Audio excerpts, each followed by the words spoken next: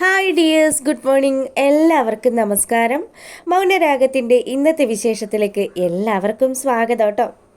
നല്ല പനിയൊക്കെ ആയതുകൊണ്ടാണ് വീഡിയോ ഇടാതിരുന്നത്. അപ്പോൾ എല്ലാവരും ഒന്ന് സഹകരിക്കണേ. അങ്ങനെ നമ്മുടെ ലക്ഷ്മി അമ്മയും അതുപോലെ കാർത്തികയും കൂടി ക്ഷേത്രത്തിലെത്തുക. അവിടെ ഇരുന്ന് പിച്ച തേണ്ടുന്ന പ്രകാശനെ കണ്ടതും ലക്ഷ്മി അമ്മയുടെ മനസ്സിലാണെങ്കിലോ ഭയങ്കരമായിട്ട് സന്തോഷം തോന്നി. ലക്ഷ്മി അമ്മ ചോദിക്കുന്നുണ്ട്, അല്ല ഇതാരെയും ഇരിക്കുന്നത്? എടോ, താൻ ഇത്രയും കാലവും ചെയ്തു കൂട്ടിയതിനൊക്കെ ഈശ്വരൻ തനിക്ക് തന്ന ശിക്ഷയാണോ ഇത്? പ്രകാശനാണെങ്കിൽ ലക്ഷ്മിയമ്മ പറയുന്നതൊക്കെ കേട്ട് ഒരക്ഷരം പോലും മിണ്ടാതെ അങ്ങനെ ഇരിക്കുക. അപ്പോൾ പ്രകാശിൻ്റെ കൂടെയുള്ള ആൾക്കാരൊക്കെ ആണെങ്കിൽ പ്രകാശിനെ നോക്കുന്നൊക്കെയുണ്ട്. അതെ ചേട്ടന്മാരെ, നിങ്ങളെല്ലാവരും ഒന്ന് സൂക്ഷിച്ചോട്ടോ. ഭയങ്കര പ്രഗത്ഭന. ഇയാൾ ഇരിക്കുന്നിടം മുടിക്കും. അതുമാത്രമല്ല, നിങ്ങളുടെ പിച്ചച്ചട്ടിയിൽ കൈയിട്ട് വരാനുള്ള സാധ്യത കൂടിയൊക്കെ ഉണ്ട്. അതുകൊണ്ട് ഇയാളെ പ്രത്യേകം ഒന്ന് നോക്കിയേക്കണം. പ്രകാശനാണെങ്കിൽ ഈ സമയത്ത് തനിക്ക് 3 പെൺമക്കളാണ് എന്നൊക്കെ അവന്മാരോടൊക്കെ ആയിട്ടിരുന്ന് പറയുന്നുണ്ടായിരുന്നല്ലോ. അതുകൊണ്ട് തന്നെ ഇതൊക്കെ കേട്ട് അവരെല്ലാവരും അങ്ങനെ നോക്കി നിൽക്കുക.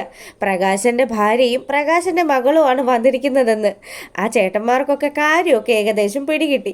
പ്രകാശനെക്കുറിച്ച് വളരെ മോശമായിട്ട് നമ്മുടെ ലക്ഷ്മി അമ്മയും പറയുന്ന സമയത്ത് പ്രകാശനാണെങ്കിൽ ഞാനിപ്പോൾ പഴയ പ്രകാശനല്ല എന്നൊക്കെ പറയുന്നുണ്ടെങ്കിലും അവരാരും അത് കാര്യമാക്കുന്നില്ല. ലക്ഷ്മി അമ്മ തൻ്റെ കൈവശം ഉണ്ടായിരുന്ന 100 രൂപ എടുത്ത് പ്രകാശൻ്റെ തട്ടിലേക്ക് ഇട്ട് കൊടുക്കുക. അങ്ങനെ നമ്മുടെ ലക്ഷ്മി അമ്മയും കാർത്തിയും കൂടി പ്രകാശൻ്റെ മുന്നിലൂടെ വളരെ സന്തോഷത്തോടു കൂടി അങ്ങനെ നടന്നു പോകുന്ന സമയത്ത് പ്രകാശനാണെങ്കിൽ ആ കയ്യിൽ കിട്ടിയ കാശ് അത് തൻ്റെ നെഞ്ചോട് ചേർത്ത് പിടിക്കുക. തൻ്റെ മകള് തൻ്റെ ഭാര്യയും കൂടി തനിക്ക് തന്ന പൈസയാണ്. അപ്പോൾ ഇതിങ്ങനെ പിടിച്ച് ആലോചിച്ചുകൊണ്ട് നിൽക്കുമ്പം, എടാ, ആ പെണ്ണുമ്പിള്ള പറഞ്ഞിട്ട് പോയതുപോലെ നീ ഞങ്ങൾക്കൊക്കെ പ്രശ്നം ഉണ്ടാക്കുമെന്ന് പ്രകാശിൻ്റെ ഒപ്പമുള്ള ഒരു പുള്ളിക്കാരൻ ചോദിച്ചു. ഇല്ല ചേട്ടാ, നേരത്തെ ഞാൻ അങ്ങനെയൊക്കെ ആയിരുന്നു. പക്ഷേ ഇപ്പം ഞാൻ അതുപോലെയൊന്നും അല്ല. എൻ്റെ സ്വഭാവത്തിൽ ഒരുപാട് മാറ്റങ്ങളുണ്ടെന്ന് പ്രകാശം പറഞ്ഞതും, പിന്നെ ഭയങ്കര മാറ്റം. നീ അങ്ങനെ മാറിയിട്ടുണ്ടെങ്കിൽ ദേ ഇപ്പോൾ പോയ നിൻ്റെ മോളുണ്ടല്ലോ, അത്യാവശ്യം നല്ല സെറ്റപ്പിലാണല്ലോ ജീവിക്കുന്നത്. അങ്ങനെയുള്ള സ്ഥിതിക്ക് നിന്നെ കൂടെ കൂട്ടില്ലേ?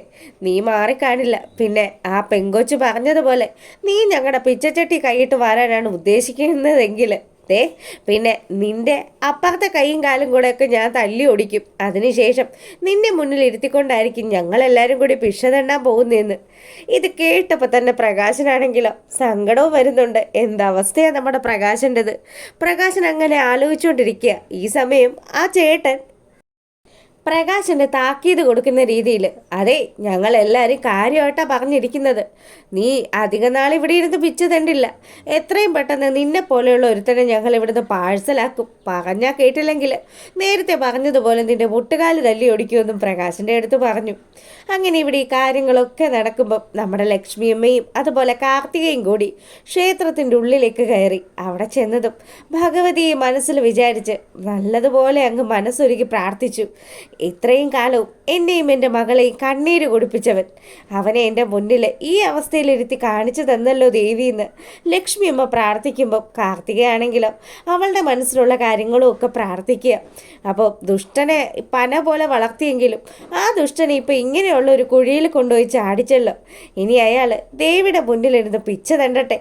അങ്ങനെ ആരെ ഒരു നോക്കാനില്ലാണ്ട് പ്രകാശൻ്റെ അവസാന നിമിഷങ്ങൾ ഇങ്ങനെ നരകതുല്യമായിട്ട് തീരട്ടെ എന്നൊക്കെ കാർത്തികയോ ആലോചിക്കുക. അപ്പോൾ ഇവർ പ്രാർത്ഥിച്ചുകൊണ്ട് നിൽക്കുമ്പോൾ തിരുമേനി അങ്ങോട്ട് വന്നു. തിരുമേനിയാണെങ്കിൽ ലക്ഷ്മിയമ്മയെ കണ്ട പാടെ തന്നെ ചോദിച്ചു, മോളുടെ വയ്യായികയൊക്കെ മാറിയല്ലേ? കഴിഞ്ഞ ദിവസം വരെ കല്യാണി മോളും ആ മോളുടെ അമ്മയും ഒക്കെ ഇവിടെ വന്ന മോൾക്ക് വേണ്ടി മൃത്യുഞ്ജയാർച്ചനയൊക്കെ നടത്തുമായിരുന്നു. അറിയാം തിരുമേനി. അവിടെ ഇരിക്കുന്ന ആളെ മോള് കണ്ടായിരുന്നു എന്ന് തിരുമേനി ചോദിക്കുക. പിന്നെ കണ്ടു. അത് കാണേണ്ട കാഴ്ച തന്നെയാണല്ലോ.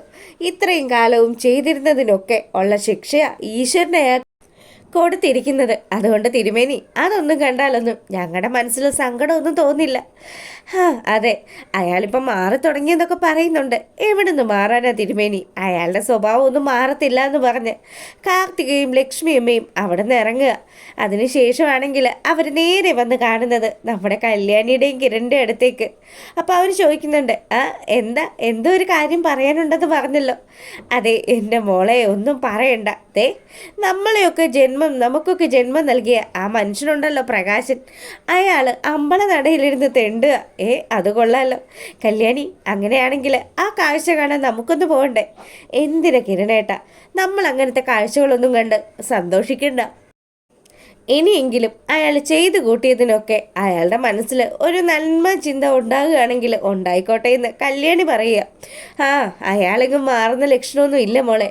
പിന്നെ ഈ വിവരം എന്തായാലും ആ മുത്തശ്ശിയെ വിളിച്ചറിയിക്കണം.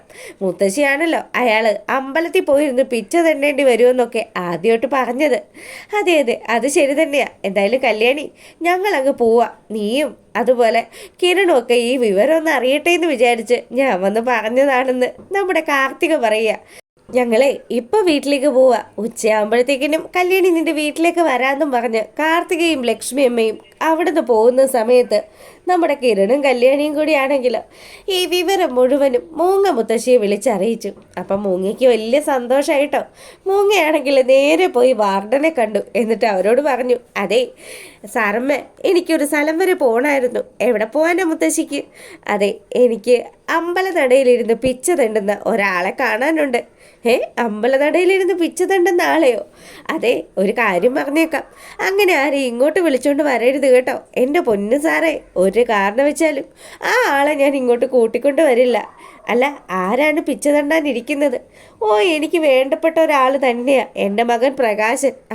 അയാളുടെ അവസ്ഥ ഇപ്പം അങ്ങനെയായോ? അതേന്നേ, അവൻ മര്യാദക്കാണ് ജീവിച്ചിരുന്നതെങ്കിൽ അവൻ്റെ 3 പെമ്മക്കളെ കൂടി അവനെ രാജാവിനെ പോലെ അങ്ങ് വാഴിച്ചേനെ. ഇനിയിപ്പോൾ പറഞ്ഞിട്ട് കാര്യമില്ല. ചെയ്തു കൂട്ടിയ കർമ്മങ്ങളൊക്കെ അനുഭവിക്കാണ്ട് ഇവിടെ നിന്ന് പോകാൻ പറ്റില്ലല്ലോ. പറഞ്ഞത് ശരിയാ മുത്തശ്ശി പറഞ്ഞതിനോട് ഞാൻ യോജിക്കുന്നുണ്ട്. എന്തായാലും അയാളെ കാണാനൊക്കെ പോയിക്കോട്ടോ.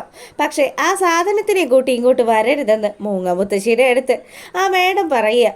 അപ്പോൾ ഒരുപാട് നന്ദിയുണ്ടെന്ന് പറഞ്ഞ് നമ്മുടെ മൂങ്ങ പോകുന്നത് നേരെ ക്ഷേത്രത്തിലേക്കാണ്. അവിടെ എത്തിയ മൂങ്ങ മുത്തശ്ശി തൻ്റെ മകൻ പ്രകാശൻ ഇരുന്ന് ഭക്ഷണം കഴിക്കുന്ന കാഴ്ച കണ്ടു. പ്രകാശൻ്റെ അരികിലേക്ക് ചെന്നിട്ട് അവനോട് ചോദിച്ചു, എടാ പ്രകാശ, ആരാ ഇത്? അമ്മയോ? അമ്മേ, ദേ അമ്മ ഭക്ഷണം കഴിച്ചായിരുന്നോന്ന് പ്രകാശൻ ചോദിക്കുക. എന്തോ നമ്മുടെ പ്രകാശൻ്റെ മുഖത്ത് സത്യം പറഞ്ഞാൽ ഒരു വെട്ടമൊക്കെ ഉണ്ട് കേട്ടോ. അങ്ങനെ പ്രകാശൻ ചോദിച്ചതും മൂങ്ങ പറയാണ്, അതെ നീ ഭക്ഷണം കഴിച്ചോന്നൊന്നും ചോദിക്കണ്ട. ഞാൻ നിൻ്റെ ഈ കാഴ്ച കാണാൻ വേണ്ടിയിട്ട്, നിൻ്റെ ഈ ഇരിപ്പ് കാണാൻ വേണ്ടിയിട്ട് വന്നതാ. പിന്നെ കാർത്തികമോളും ലക്ഷ്മിയൊക്കെ ഇവിടെ വന്ന് നിനക്ക് പൈസ തന്നതൊക്കെ ഞാൻ അറിഞ്ഞായിരുന്നു. എടാ, നീ ഇതൊക്കെ ഒന്ന് മാറി ചിന്തിച്ചു തുടങ്ങിയിരുന്നെങ്കിൽ നിൻ്റെ ജീവിതത്തിൽ ഒരുപാട് നേട്ടങ്ങളൊക്കെ ഉണ്ടായേനെ. ഞാനുണ്ടല്ലോ, ഞാൻ എപ്പോഴാണ് കല്യാണി മോളെ സ്നേഹിച്ചു തുടങ്ങിയത് ആ സമയം മുതൽ എൻ്റെ ജീവിതത്തിലെ പ്രശ്നങ്ങൾക്കൊക്കെ ഒരു പരിഹാരം ഉണ്ടായത്. അതുപോലെ നീ ഒന്ന് ആലോചിച്ച് നോക്ക്, നിൻ്റെ ജീവിതത്തിൽ നീ ഇപ്പോൾ കടന്നു പോകുന്നത് ഏറ്റവും മോശമായിട്ടുള്ള സമയത്തിലൂടെയല്ലേ? അതുകൊണ്ട് അതൊക്കെ മാറണമെങ്കിൽ നീ കല്യാണിയെ സ്നേഹിച്ചാൽ മാത്രമേ അതിനൊക്കെ എന്തേലും മാറ്റം ഉണ്ടാവുള്ളൂ.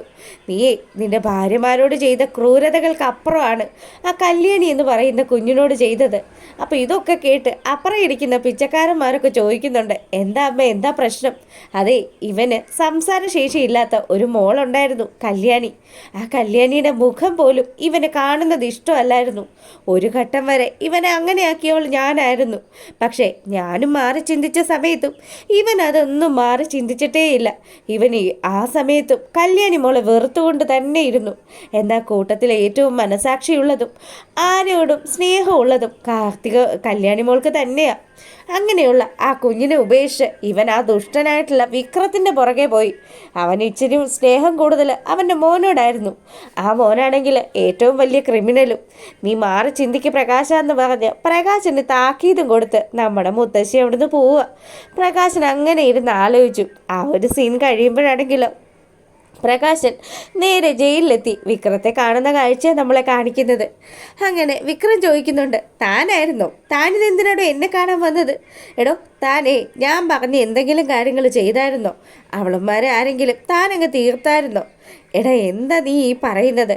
എടോ, എനിക്ക് തന്നെ കാണാൻ ഒരു താല്പര്യവും ഇല്ല. അതുകൊണ്ട് താൻ ഇവിടുന്ന് അങ്ങ് പോയിക്കേ. താൻ എന്നെ പ്രതീക്ഷയാണ് കഴിയുന്നതെങ്കിൽ ആ പ്രതീക്ഷ വേണ്ട. തന്നെ നോക്കാൻ എനിക്ക് തീരെ ആഗ്രഹമില്ല. നീ എന്തൊക്കെയാ വിക്രം ഈ പറയുന്നതെന്ന് പ്രകാശൻ വളരെ ദയനീയമായിട്ട് വിക്രത്തോട് ചോദിക്കുക. അതെ, സത്യസന്ധമായിട്ടുള്ള കാര്യം പറഞ്ഞത്. ഞാൻ ഇവിടെ നിന്ന് ഇറങ്ങിക്കഴിഞ്ഞാൽ തൻ്റെ പെമ്മക്കളെയൊക്കെ തീർക്കൂടും. അല്ലാതെ അവരെ സ്നേഹിക്കാനോ അവരുടെ ഒപ്പം കഴിയാനോ ഒന്നും ഈ വിക്രത്തിന് സാധിക്കില്ല. അങ്ങനെ പ്രകാശൻ്റെ മുഖത്ത് നോക്കിയിട്ട് ഇനി ഈ വയസ്സാം കാലത്ത് താൻ എന്നെ പ്രതീക്ഷ ജീവിക്കണ്ട, എവിടെയെങ്കിലും പോയി പിച്ചുതണ്ടി ജീവിക്കണമെന്ന് പറയുന്ന വിക്രത്തെയും കാണിച്ചുകൊണ്ടാണ് ഇന്നത്തെ വിശേഷം അവസാനിക്കുന്നത്. വീഡിയോ ഇഷ്ടമായാലും ഒന്ന് ലൈക്ക് ചെയ്തിട്ട് കാണണം കേട്ടോ. അപ്പോൾ ഓക്കെ.